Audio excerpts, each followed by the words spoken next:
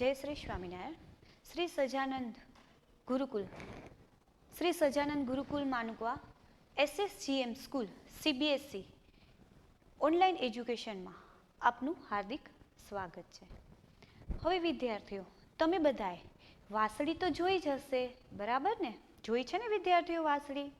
હા, તો વાંસળી કેવી રીતે વાગે છે અને વાંસળી તમે વાગતા પણ સાંભળી હશે, બરાબર ને? બધાને ખ્યાલ જ છે ને?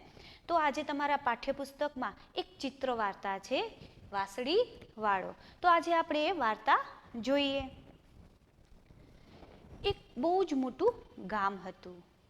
ગામમાં ઘણા બધા ઉંદરો આવી ગયા હતા. નાના મોટા, જાડા પાતળા, ઘણા બધા ઉંદરો આવી ગયા હતા અને ગામવાળા લોકોને ખૂબ જ હેરાન કરતા હતા. જ્યાં જોવે ત્યાં ઉંદરે ઉંદર, ઘરમાં ઉંદર, કબાટમાં ઉંદર, વાડામાં ઉંદર, ગમે ત્યાં નજર નાખીએ ત્યાં ઉંદરે ઉંદર.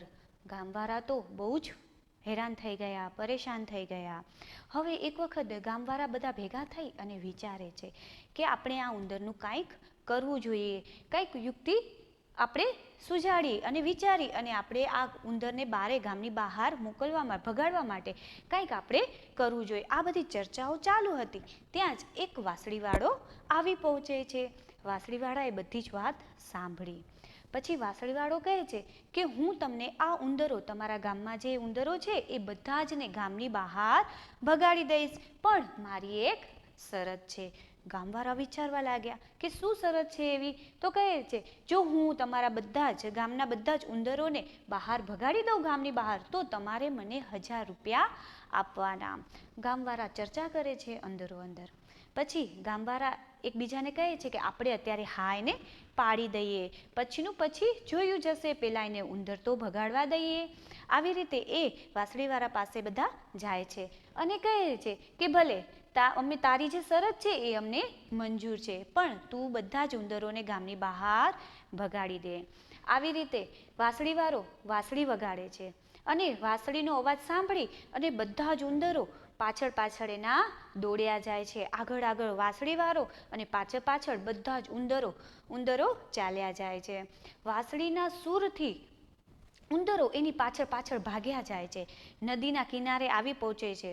ત્યારે વાંસળીવાળો કિનારે ઊભો રહે છે અને બધા જ ઉંદરો છે એ નદીમાં જતા રહે છે.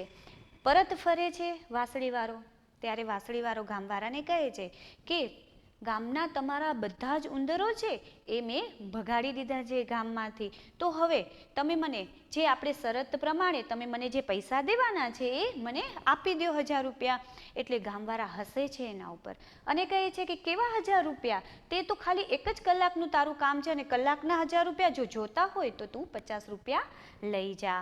આવી રીતે વાંસળીવાળાને એમની યુક્તિ ખબર પડી જાય છે, એમની જે ચાલાકી છે એ બહુ ખબર પડી જાય છે અને બહુ દુઃખી થાય છે.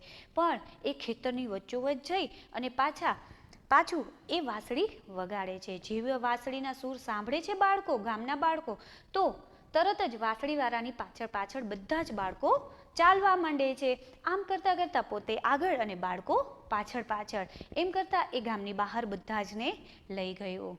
હવે ગામમાં કોઈ છોકરા ના દેખાણા, તેથી ગામવાળા બધા જ ચિંતિત થઈ ગયા, ચિંતામાં પડી ગયા અને વિચારવા લાગ્યા કે હવે આપણે આપણા છોકરાઓને કેવી રીતે બોલાવીએ. ત્યાં જ વાંસળીવાળો આવે છે એટલે ગામવાળા એને વિનંતી કરે છે કે તારી અમને જે પહેલાંની શરત છે એ અમે મંજૂર છે, હવે તું અમારા છોકરાઓને પરત લઈ આવ. વાંસળીવાળો જાય છે અને ગામના છોકરાઓને પાછા લઈ આવે છે. બધા જ છોકરાઓ છે એ પોતાના પેરેન્ટ્સને એટલે કે માતા પિતાને મળે છે અને ગામવાળા છે એ ખૂબ જ રાજી થઈ જાય છે. તે અને પછી કહે છે કે તારા જે વધારેલા રૂપિયા છે જે શરત પ્રમાણે એ તું લઈ જા. એમ કરી અને બધા જ એને 1000 રૂપિયા આપે છે. વાંસળીવાળો ખૂબ ખુશ થઈ જાય છે. વાંસળી વગાડતો વગાડતો એ ગામની બહાર ચાલ્યો જાય છે. તો વિદ્યાર્થીઓ, આપણને આ વાર્તામાં શું બોધ મળે છે? તો વચન આપીને ન પાડીએ તો પસ્તાવાનો પાર ન રહે. શું બોધ મળે છે? વચન આપી ક્યારેક આપણે કોઈને વચન આપ્યું હોય છે તો આપણે એને પાડવું જોઈએ, એને પૂરું કરવું જોઈએ, નહીં તો છેલ્લે આપણે પસ્તાવાનો વારો આવે છે. હવે વિદ્યાર્થીઓ, તમે ધ્યાનથી વાર્તા બધાએ સાંભળી જશે, બરાબર ને? તો આજે આપણે થોડા ઘણા એ વાર્તાઓ પરથી તમને થોડા ઘણા હું ખરા ખોટા પૂછીશ, એ તમારે લખવાના છે.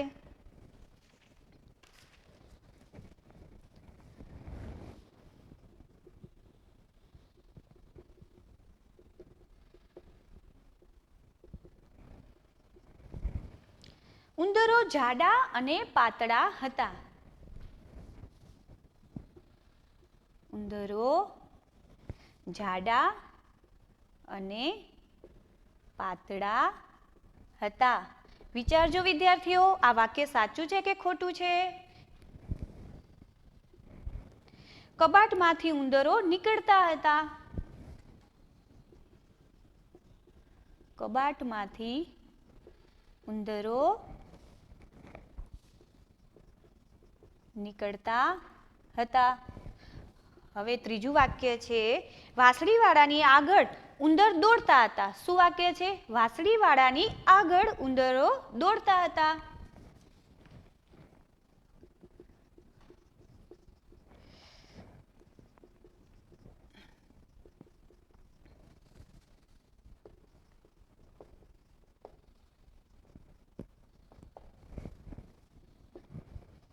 ગામ લોકો ઉંદરોથી દુઃખી રહેતા હતા. ગામ લોકો ઉંદરોથી દુઃખી રહેતા હતા. ગામ લોકોએ વાંસળીવાળાને 100 રૂપિયા આપ્યા.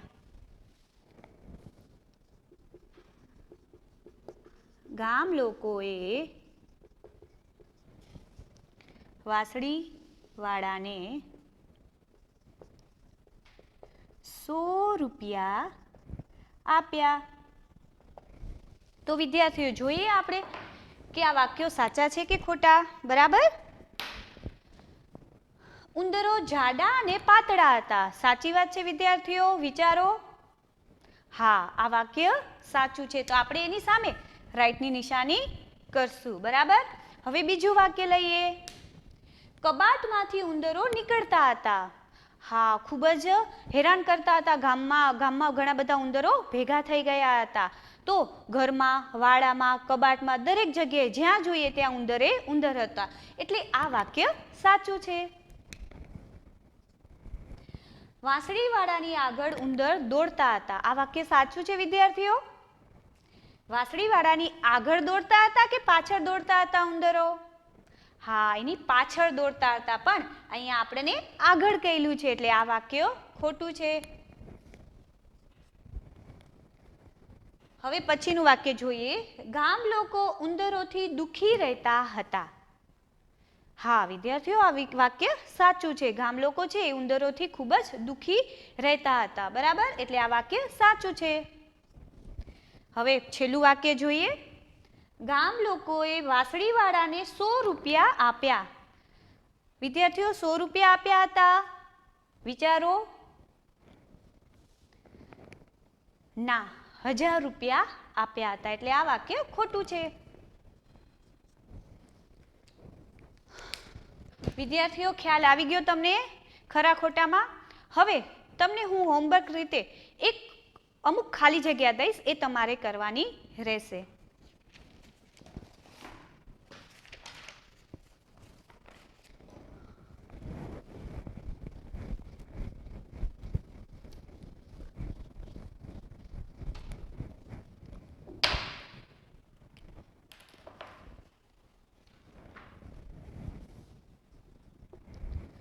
યોગ્ય શબ્દ પસંદ કરી ખાલી જગ્યા પૂરો. એટલે કે કૌંસમાં તમને શબ્દો આપેલા હશે, એમાંથી શબ્દ પસંદ કરી અને ખાલી જગ્યા પૂરવાની રહેશે.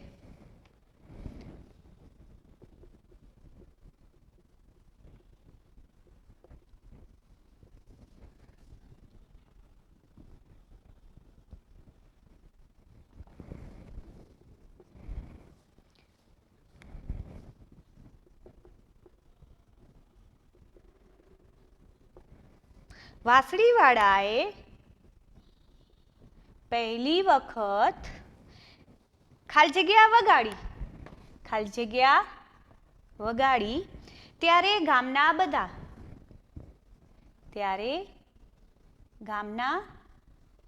બધા ખાલી જગ્યા તેની પાછળ ચાલ્યા. ગામના બધા ખાલી જગ્યા તેની પાછળ ચાલ્યા. હવે કૌંસમાં ઉંદરો, છોકરાઓ,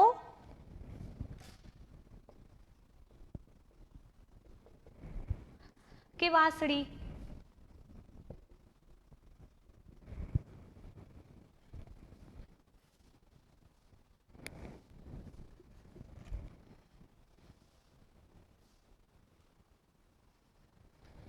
ઉંદરોને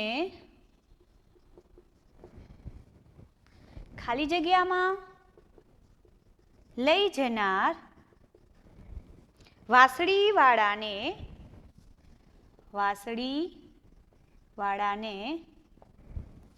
ગામ લોકોએ ખાલી જગ્યા રૂપિયા આપ્યા નહીં. ખાલી જગ્યા રૂપિયા આપ્યા નહીં. કૌંસમાં શબ્દ છે તળાવ, 1000 કે નદી. ત્રીજી ખાલી જગ્યા છે વાંસળીવાળો ખાલી જગ્યા વચ્ચે ઊભો રહ્યો. વાંસળીવાળો ખાલી જગ્યા વચ્ચે ઊભો રહ્યો ને વાંસળી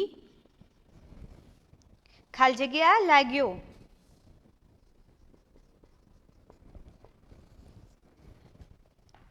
ખેતર, વગાડવા કે ગામ? તો વિદ્યાર્થીઓ, આ તમારે ખાલી જગ્યા છે એ હોમવર્કમાં કરવાની છે. Thank you.